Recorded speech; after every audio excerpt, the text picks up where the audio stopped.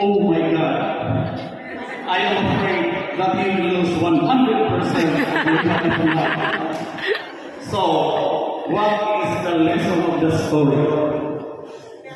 There are some moments in life that there are people from all walks of life who will always probably feel too much hubris, would always overrate their intellectual superiority while trying to underrate some basic skills in life for survival. And I think it is not enough. You might have heard this popular notion that little knowledge is dangerous.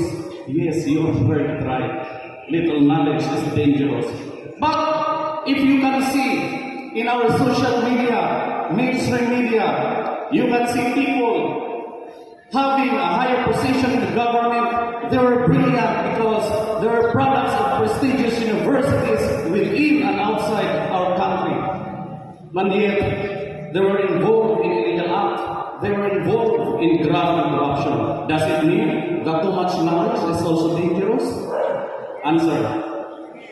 Probably yes, but I don't think so. But what is lacking in there? Probably those people would only feed their mind, but they fail to educate their heart. That is why we're trying to make emphasis the holistic approach of teaching.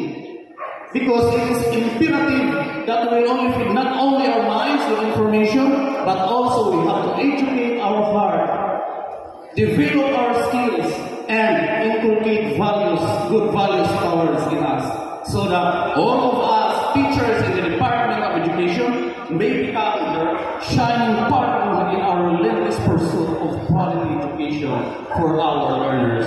Because